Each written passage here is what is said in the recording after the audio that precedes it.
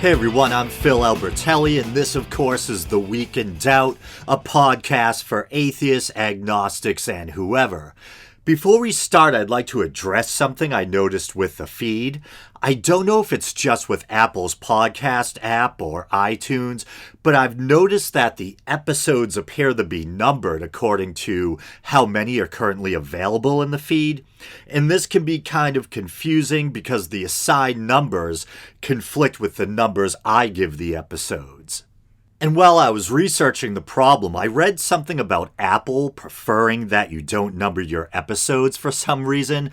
I think it's a relatively new policy that they've implemented. I think you still can number them, but I don't know if the conflict I'm seeing has something to do with something they're doing. So I might ditch adding numbers to the episode titles for now. I contemplated doing away with tracking the episodes chronologically altogether, but I think it's kind of fun to keep track and be able to celebrate certain milestones, like, say, when I hit episode 400 or 500, etc. I'll probably reach out to Podbean and see if they can shed any light on it, too.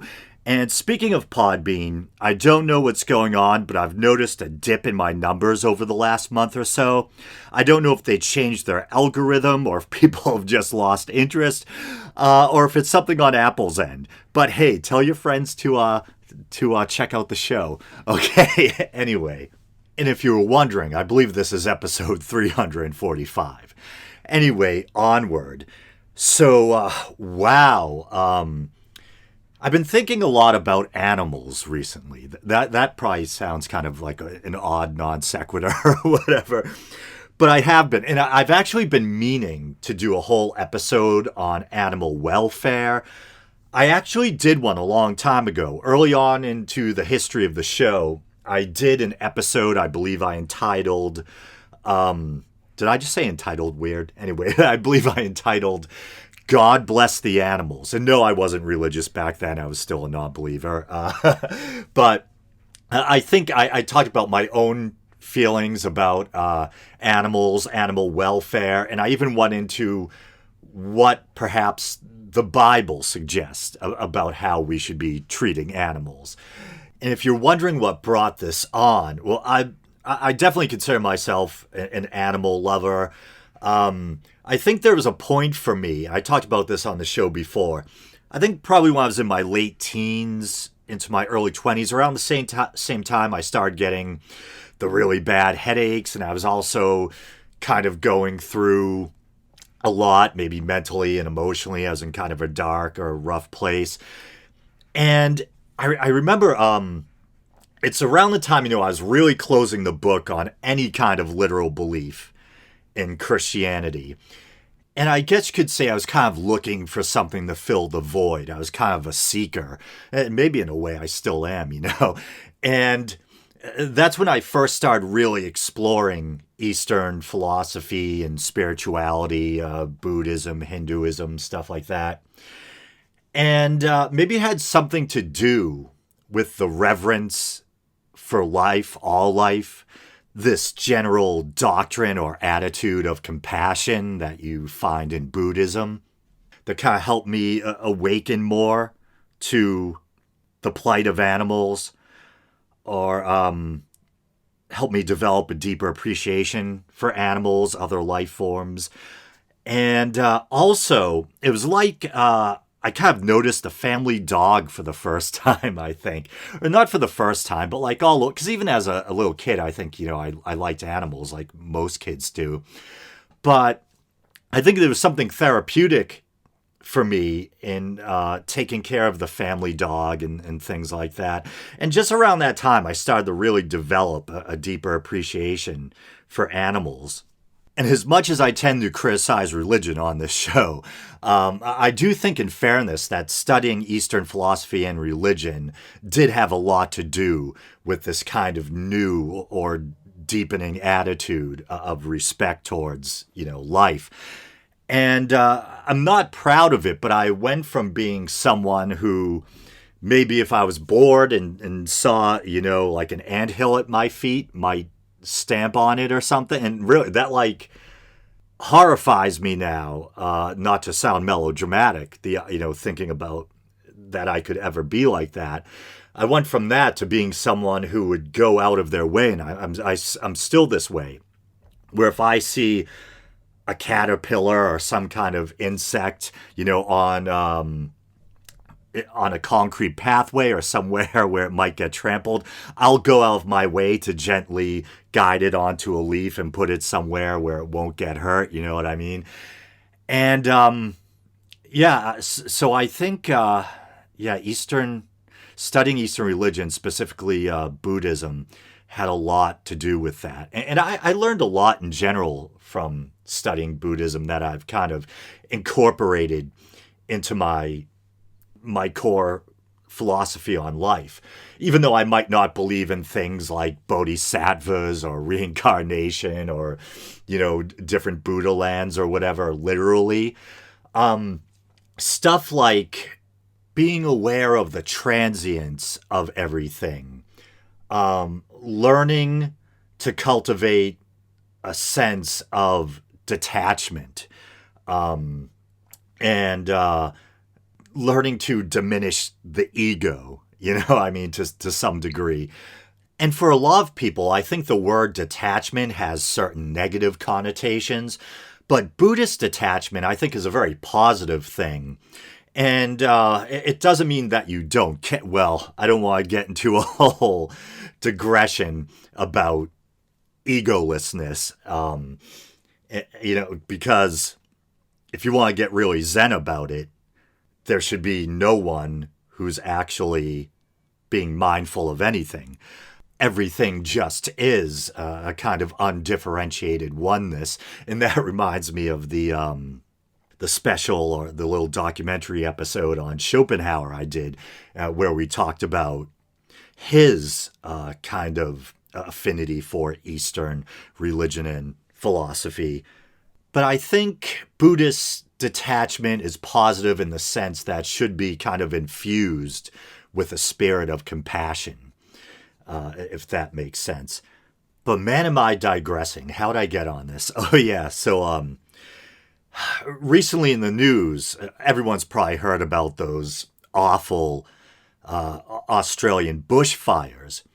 And I think, is it 24 people who died? I haven't been keeping track of the death toll. That was kind of a morbid sentence. But yeah, I think it's like 24 people or something like that. And this number seems so surreal. 1 billion animals. And I've actually been trying not to look too deeply into it because I know I'll just get bummed out and disturbed if I see images of, what these fires are doing to, koalas and kangaroos and everything else. And I actually just Googled it. It seems as of 13 hours ago, the human death toll is up to 27. And yeah, it says 1 billion animals may have been killed. And that tends to leave me uncharacteristically speechless. I don't even know how to wrap my head around that. 1 billion animals.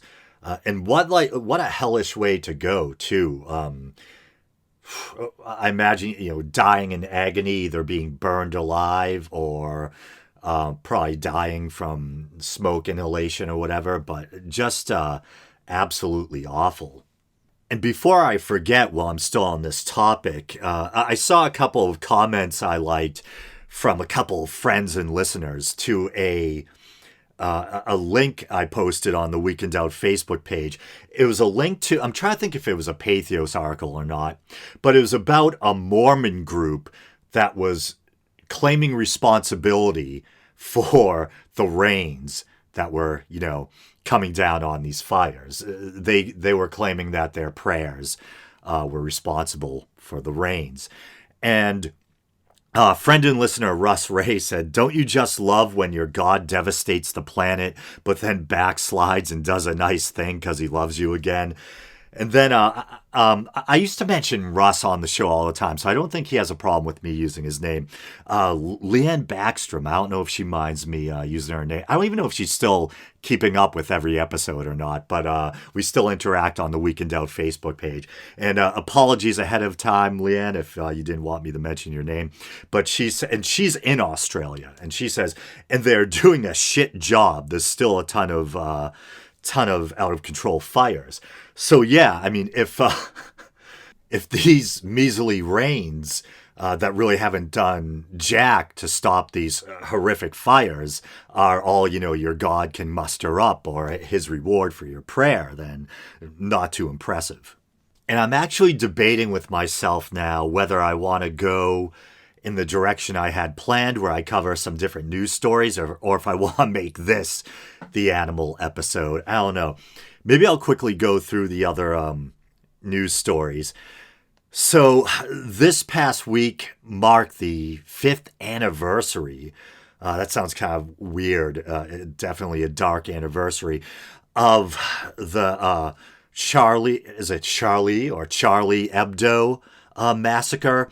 Remember that, when these Islamic extremists murdered a bunch of cartoonists in France because they had had published these kind of satirical illustrations of the Prophet Muhammad and that sort of thing.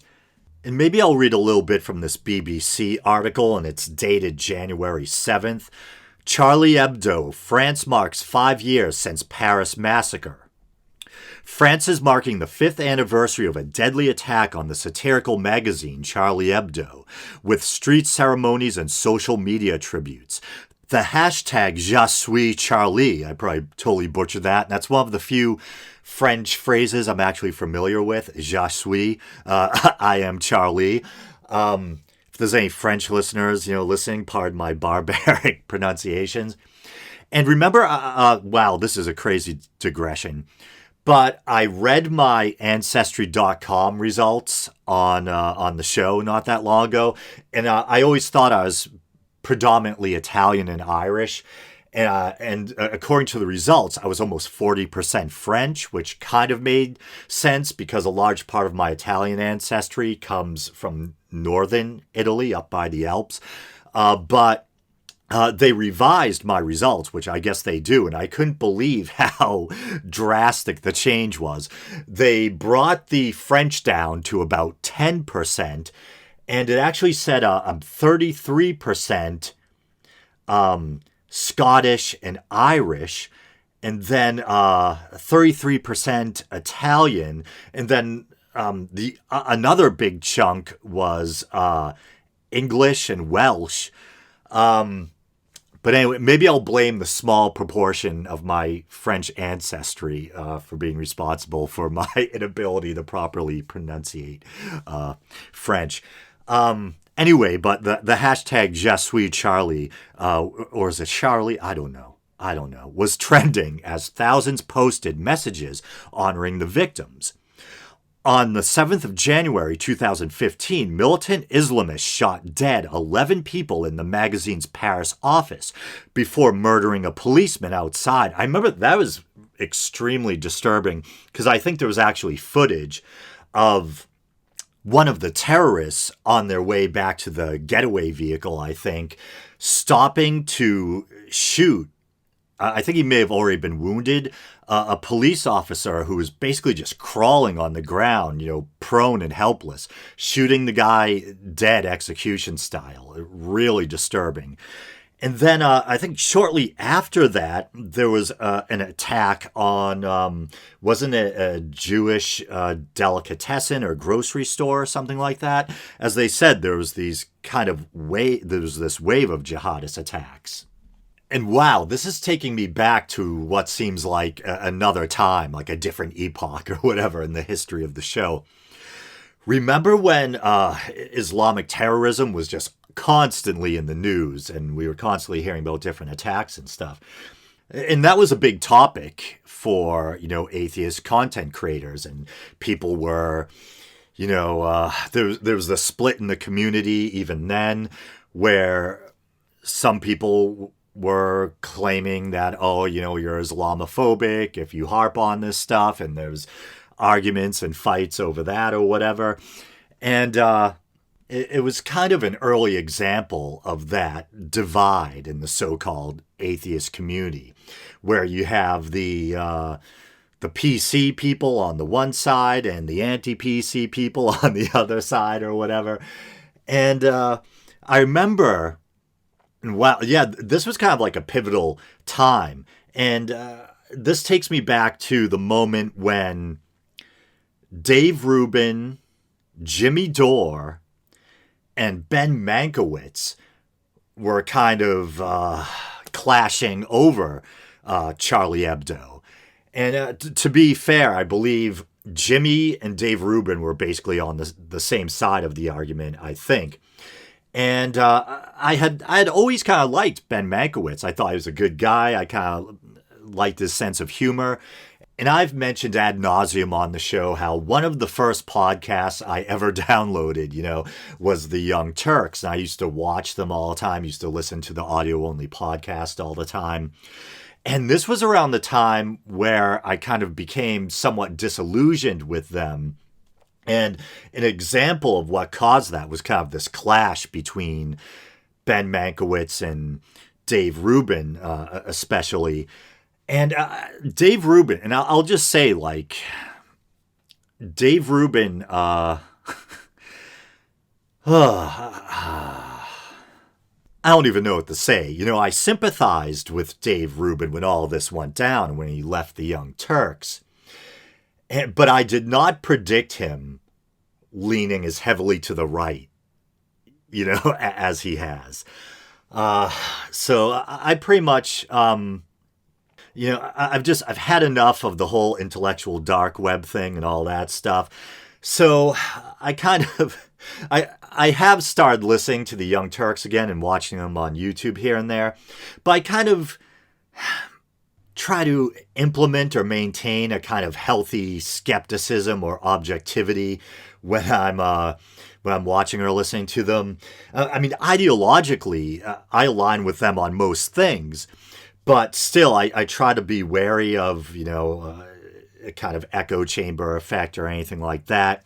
And I pretty much steer clear of Dave Rubin altogether nowadays, But I do remember that very awkward kind of encounter where, as I described it, like Ben Mankiewicz, who I always thought, like I said, was this really nice, kind of funny guy, kind of laid back.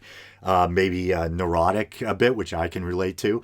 But I remember him when Dave Rubin and Jimmy Dore were kind of, defending free speech and defending the right of the Charlie Hebdo artists to, express themselves and satirize the Prophet Muhammad, etc. That Mankiewicz got really pissed off, and he was kind of slamming his hand on the desk and talking about all these poor Muslim people around the world who didn't deserve to have their faces rubbed in it like this and have, these mean cartoonists lampooning their prophet or whatever. And as a non-believer, an atheist, technically agnostic atheist, whatever, and as someone who... as something of an artist myself, has a great deal of sympathy or whatever for artists and their right to express themselves and for the right of for the freedom of expression in general.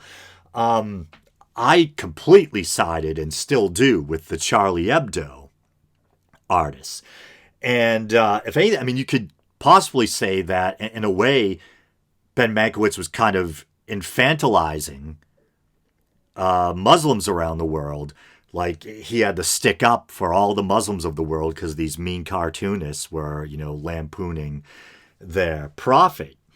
And in a way, I kind of get it. Yeah, if I stop to picture some poor Muslim sheep herder or something somewhere on the other side of the world who literally believes in his faith, and, isn't harming anyone. And he hears about someone satirizing or making fun of his prophet, or if he sees one of these images, I could see how that might make the person feel bad, and that makes me kind of feel bad thinking about it. But it's like, come on, man, as someone who believes in secular values and doesn't want to see the whole world fall into some, dark, superstitious, religious haze or whatever, we should be working to climb our way out of that haze, not capitulating to religion and people who insist on taking these man-made faith claims literally.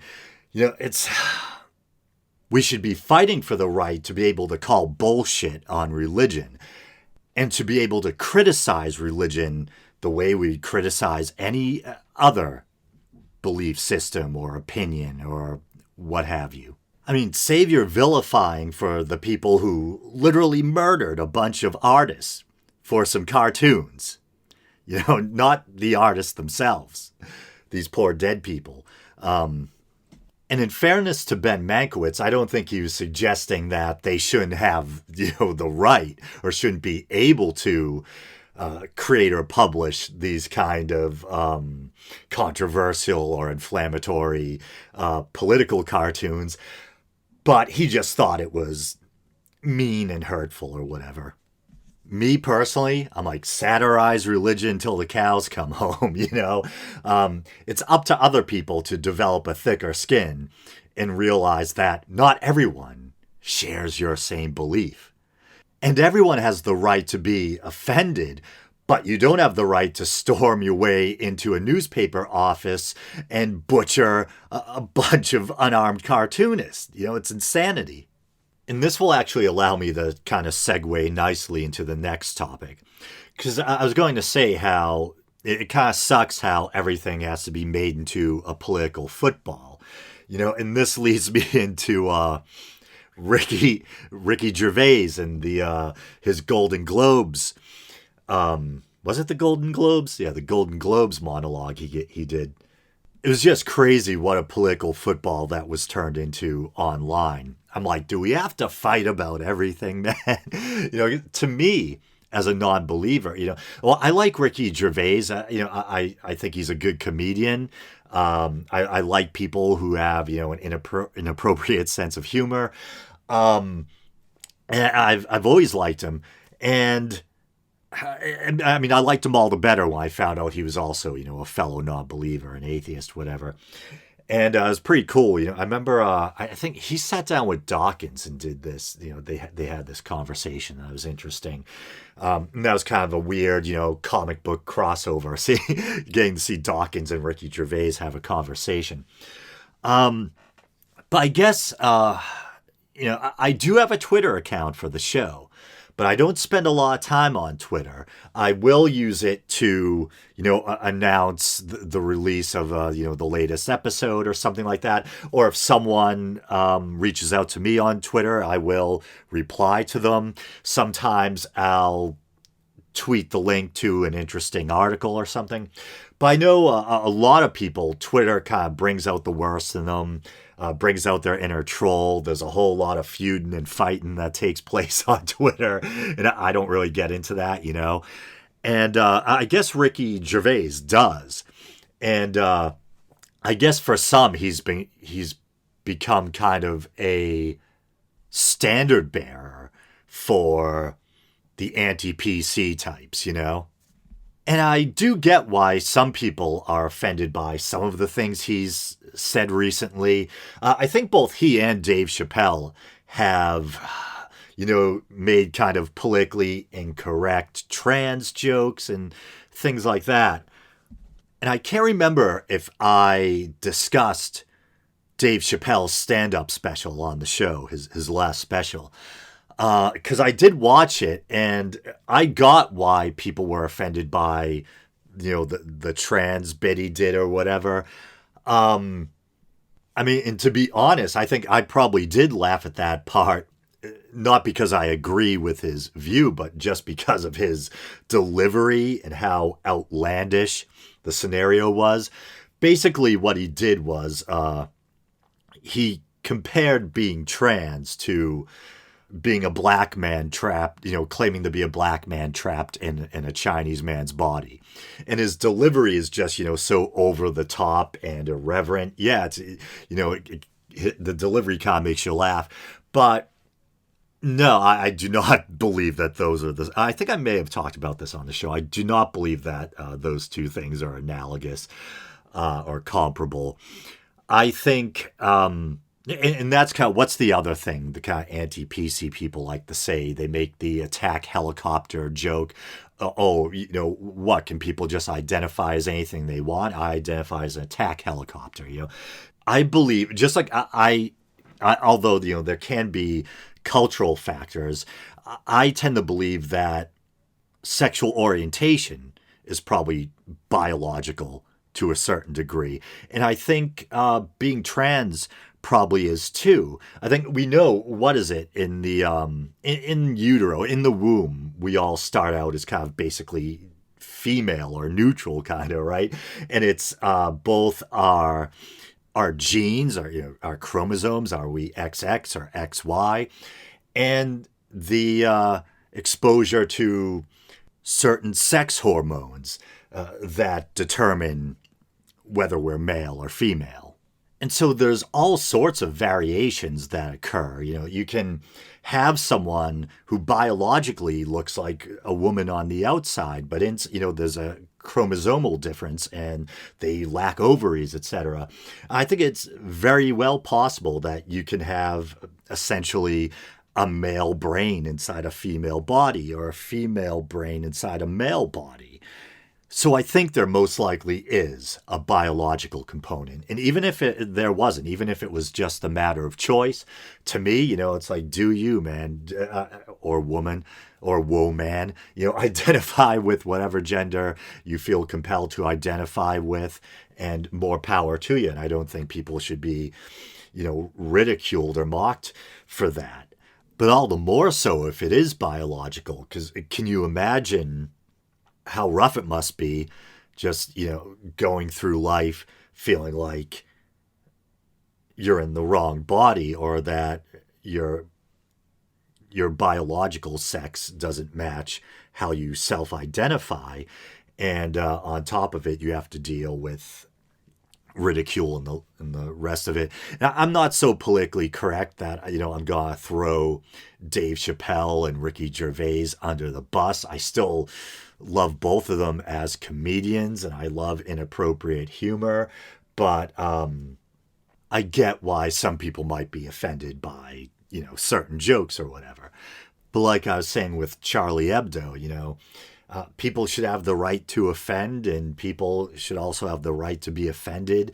And we can kind of hash it out in the public forum of ideas or however you want to word it, And I know I mentioned Dawkins, his exchange with Ricky Gervais or whatever a little while ago. And Dawkins is another example of, it's kind of sad. Even though I'm not a joiner, you know what I mean? I kind of try to eschew groupthink, different forms of tribalism, etc. Still, it's kind of sad to see the quote unquote atheist community and my fellow non believers divided over these big leading lights, these people like Ricky Gervais and Richard Dawkins. Of course, hey, what are you going to do? I mean, these people have waded out into, and gotten into the political trenches. So there's going to be fallout and there's going to be division, And to be really honest, brutally honest, the whole kind of, that whole schism, the PC versus the anti-PC group or whatever, as a content creator, that's probably one of the most nerve-wracking things about hosting this podcast to me. Because when I started this podcast, it wasn't meant to be political at all. It was just me, exploring my own unbelief and wrestling with the big existential questions, you know what I mean? And if things did get political, it would usually be at the intersection of religion and politics, or social issues like abortion or gay rights or things like that, where people's religious beliefs inform their views on those things, and my pushing back against that, you know. But I didn't foresee this schism over political correctness within, once again, the quote unquote community. So yeah, sometimes it can feel like quite the balancing act, you know, trying to be myself and be honest with myself and you guys, at the same time hoping that something that flies out of my mouth doesn't, you know, offend a listener on either side of the divide. But I guess all you can do is be yourself, and I guess hope people dig your honesty. You know what I mean? Uh, But to bring the focus back specifically to Ricky Gervais's monologue at this most recent Golden Globes Awards, I believe there was one part in particular that kind of became internet fodder or whatever. He was basically irreverently addressing the celebrities in the room, saying, "No one cares about your phony political speeches. Come up here, accept your little reward, thank your God," and all that. You know what I mean? And I was watching Cult of Dusty's reaction to that, and I almost felt like he was taking Ricky Gervais a little too literally or something like that. He thought Ricky Gervais was kind of promoting thanking God or something, but the gist that I got, in which I appreciate as a fellow non-believer, I felt like he was being kind of intentionally condescending, you know, as a non-believer. I don't know how many people in the room know that he's an atheist, but he was like, "Come up here, thank your God." You know, he didn't say thank God, he said thank your God, you know, and I kind of appreciated that. Um, but I actually, just as a reverent humor, and you know how kind of dark and edgy and it was, and how he was kind of trying to take the piss, I kind of appreciated that part of the monologue. But at the same time, I was still able to appreciate some of the sentiments shared by some of the celebrities during their acceptance speeches. And full disclosure, I don't really go in for award shows, they're not my thing. But I did see some clips online of certain celebrities giving their acceptance speeches. And this kind of brings things full circle, because one of those aforementioned celebrities was Joaquin Phoenix. And as you may or may not know already, he's actually vegan. And this is funny because I started out, you know, this episode talking about animals, and what was partially responsible for my kind of current preoccupation with with animal welfare was I watched the series of documentaries. I started out watching. There was a lot of buzz surrounding that Netflix documentary, The Game Changers. I don't know if you guys have heard of it or not. It's basically, essentially, it's a vegan documentary. The guy behind it, I forget his first name. His last name is Wilkes. Can't believe I'm blanking out on that. But I like the guy, and he's a mixed martial artist, and I guess the narrative of the documentary, or you know, the kind of tale it tells, is the story of how when he was injured while sparring or fighting or something like that, during his downtime, he did a lot of reading about nutrition, and was looking for ways to help himself heal faster, and he discovered that a plant-based diet was supposedly healthier, and that a lot of athletes, including supposedly ancient gladiators, and there's a lot of contention surrounding this, and this has become the subject of online debate. Were the gladiators predominantly, how should I put it, or did they predominantly adhere to a plant-based diet? And I just looked it up. James Wilkes, that's the guy's name. And you guys thought the anti-PC versus the PC people, or, you know, the SJWs versus the anti-SJWs. You thought all that was bad. You should enter the online world of vegans versus meat eaters. Wow. And I have to admit, I've totally jumped down that rabbit hole. I've been binge watching these debates between vegans and non-vegans, etc. And I'll just say 100% my sympathies lie or lay with the vegans. I myself am not vegan. And I have to admit, I was pretty kind of uninformed, I guess, about veganism in general. I mean, I knew that veganism was like a step beyond vegetarianism. Vegetarians still ate some animal products like dairy and eggs, etc. But obviously, abstained from eating meat. And vegans don't eat any animal products. And one thing I wasn't really aware of is the ethical component of veganism. It's not just a diet, it's an ethical worldview. And to be honest, I remember I used to wonder, why do they avoid dairy and eggs too? What's that all about? And yeah, it's not just for health reasons. Well, it has directly to do with animal welfare. I think a long time ago on that episode I mentioned at the top of the show, I did that episode, God Bless the Animals, way back in the day. I think I talked about some disturbing things I had seen, that really bothered me. And one of them was maceration. Basically, you would think, hey, I'm being a good person by, all right, I won't eat meat, but I'll still let myself have eggs and milk. That's not hurting anyone. Uh, but as it turns out, the meat industry and, the egg and dairy industries, they're all interconnected. They're all intertwined.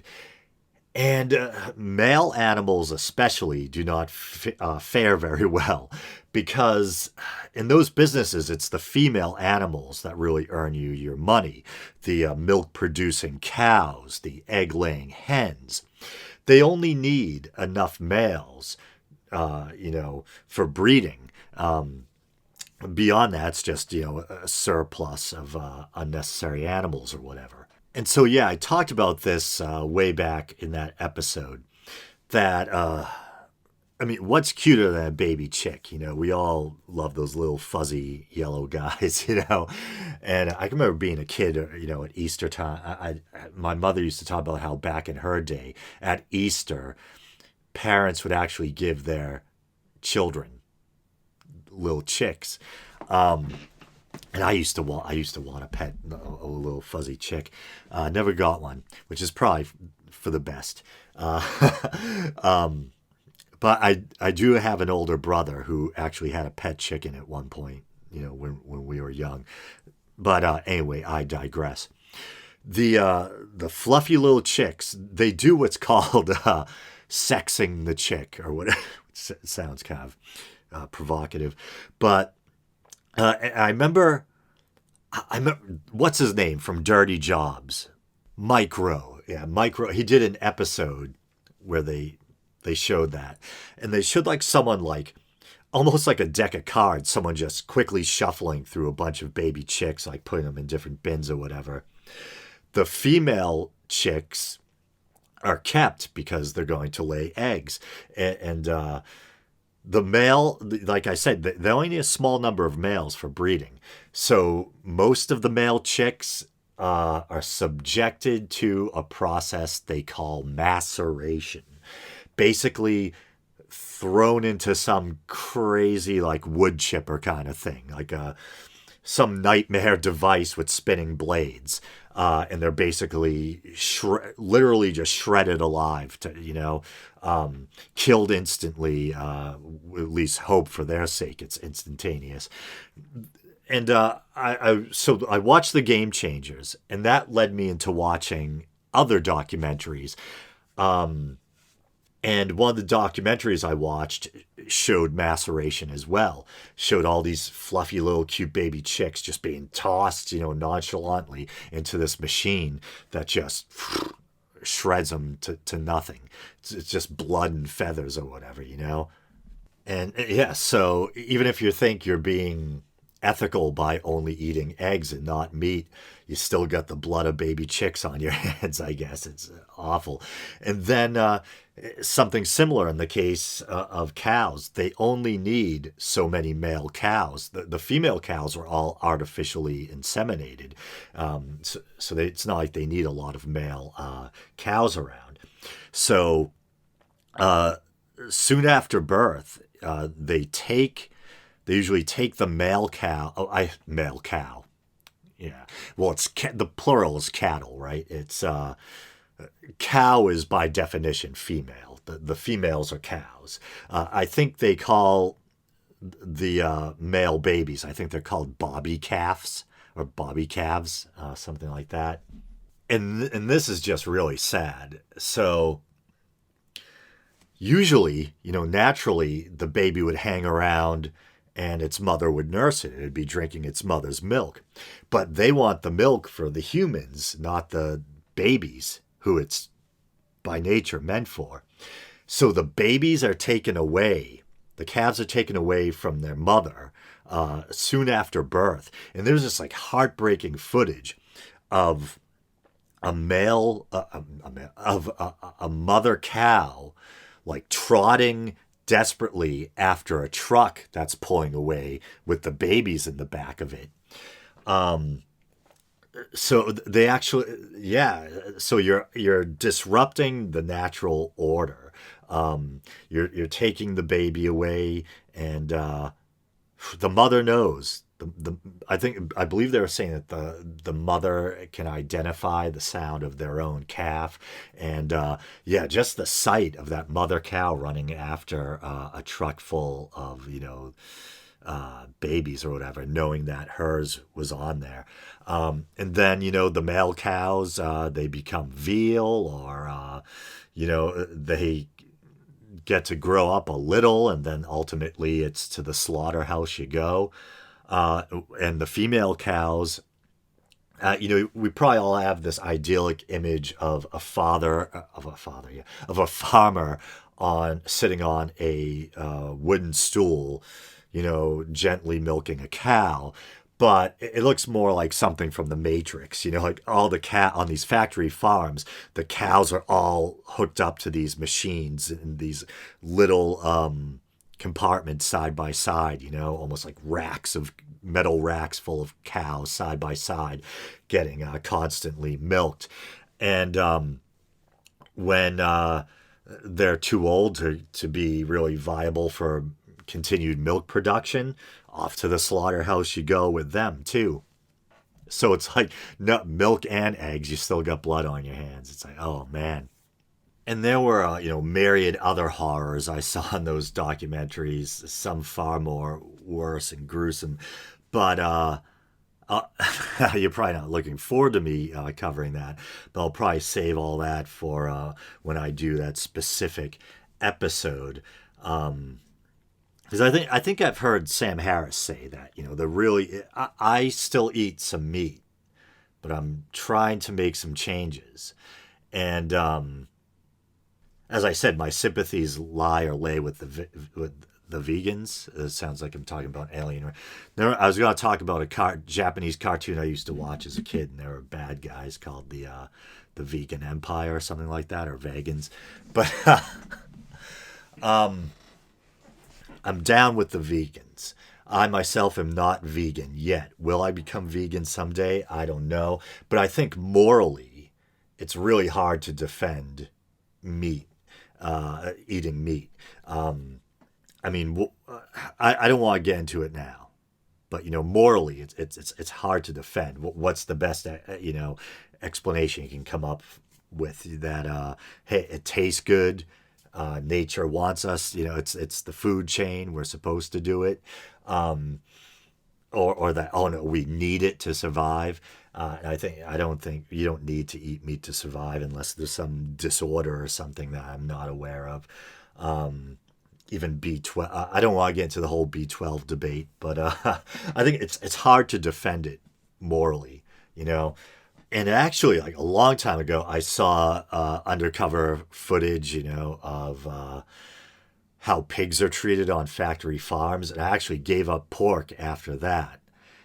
And I kind of backslid a couple of times, but for the most part, I mean, I almost hardly ever eat pork. And after watching these most recent documentaries, I've sworn off beef. And I was almost going to completely swear off poultry too. But I'm trying, ease my way into it. I still eat like a little bit of like thin sliced turkey here and there on whole grain bread, a little bit of chicken, but I'm wrestling with it. I definitely have a guilty conscience, and but I've spent a lifetime eating meat, and so there's the tension. I'm trying to navigate my way. And it's funny, I was thinking about ending the show by kind of reacting to actual audio of Ricky Gervais's Golden Globes monologue. And he's actually, I had an inkling that he might be like vegetarian or vegan. And I just tried to look it up. He might be vegetarian with people urging him to go vegan. I thought that was kind of an interesting coincidence and how things came kind of back around once again. But yeah, I think I will close things out by listening to Ricky Gervais's monologue. And so I just popped my headphones in so I'm not recording, there's not an echo or whatever. So here we go. Hello and welcome to the 77th Annual Golden Globe Awards, live from the Beverly Hilton Hotel here in Los Angeles. I'm Ricky Gervais, thank you. You'll be pleased to know this is the last time I'm hosting these awards, so I don't care anymore. I'm joking, I never did. NBC clearly don't care either, 5th time. So, I mean, Kevin Hart was fired from the Oscars because of some offensive tweets. Hello? Lucky for me, the Hollywood foreign press can barely speak English, and they've no idea what Twitter is, so I got offered this gig by fax. So let's go out with a bang. Let's have a laugh at your expense, shall we? Remember, they're just jokes. We're all going to die soon, and there's no sequel. So, yeah, remember that. But you all look lovely, all dolled up. You came here in your limos. I came here in a limo tonight, and the license plate was made by Felicity Huffman. So, no, shush. It's her daughter I feel sorry for, okay? That must be the most embarrassing thing that's ever happened to her. And her dad was in Wild Hogs. So, lots of big celebrities here tonight. Is that Tim Allen, John Travolta movie? Icons, yeah? Look, at this table alone. Al Pacino, Robert De Niro. But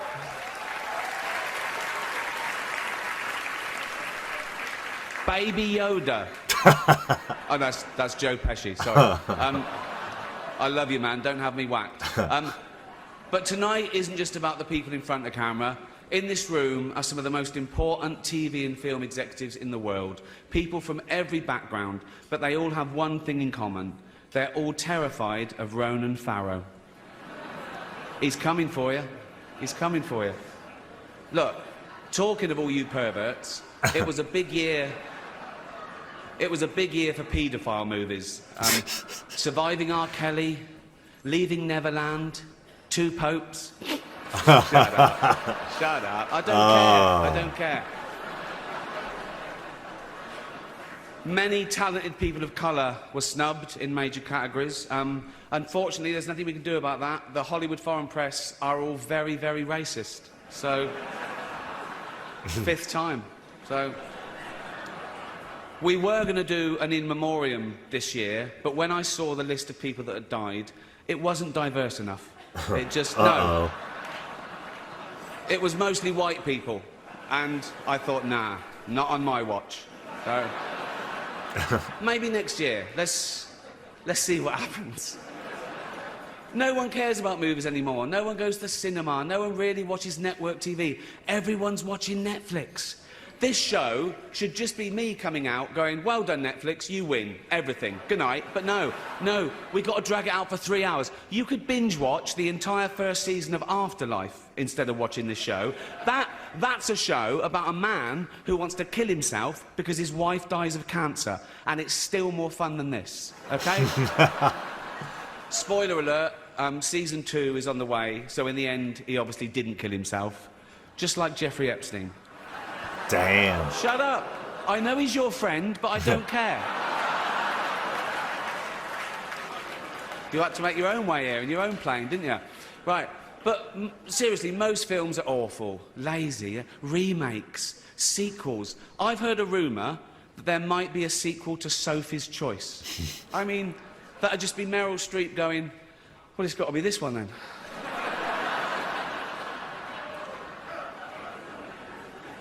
All the best actors have jumped to Netflix and HBO, you know. And the actors who just do Hollywood movies now do fantasy adventure nonsense. They wear masks and capes and really tight costumes. Their job isn't acting anymore. It's going to the gym twice a day and taking steroids, really.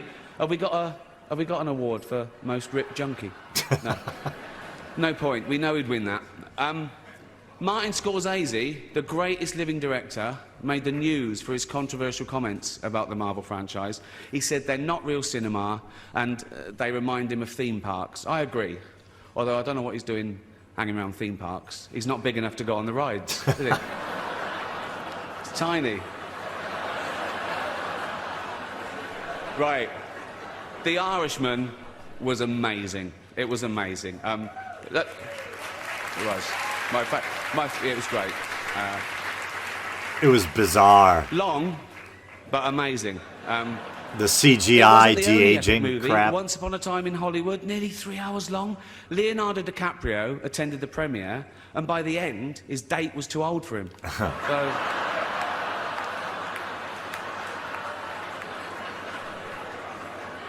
Even Prince Andrew's like, come on, Leo, mate, you know. You're nearly 50, son. The world got to see James Corden as a fat pussy. He was also in the movie Cats, but no one saw that. And the reviews, oh, shocking. I saw one that said, this is the worst thing to happen to cats since dogs, right? But Dame Judi Dench defended the film, saying it was the role she was born to play, because she... I can't do this next joke. Because she loves nothing better than plonking herself down on the carpet, lifting her leg, and licking her... I think that was her own ass.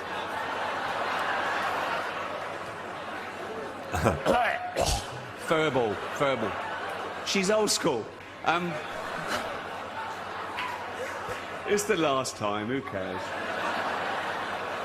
Oh.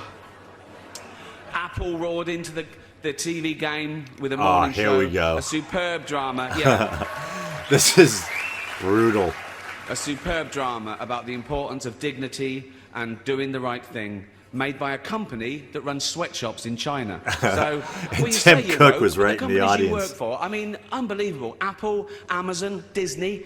If ISIS started a streaming service, you'd call your agent, wouldn't you? So, if you do win an award tonight, don't use it as a platform to make a political speech, right? You're in no position to lecture the public about anything. You know nothing about the real world. Most of you spent less time in school than Greta Thunberg. So, if you win, right, come up, accept your little award, thank your agent and your God, and...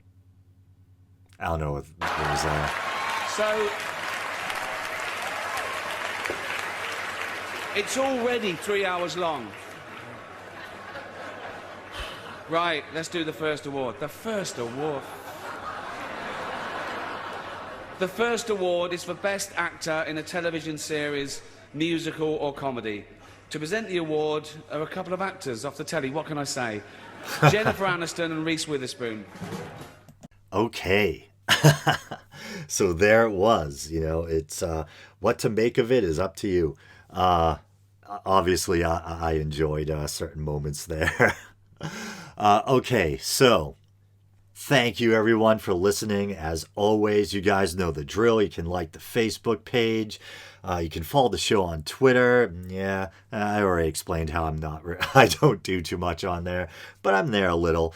You can check out the YouTube channel. Maybe you're doing that now. If you want to support the show monetarily, you can use the PayPal widget at the bottom of the Podbean page. There's all that alliteration. It's been a while since I did that. Or more preferably, well, either way, I'm not going to say what's more preferable. I'll take some money any way I can get it. You can also go to patreon.com/theweekindoubt and support the show for as little as 99 cents a month. Get access to all sorts of bonus content. All right, brothers and sisters, until next time.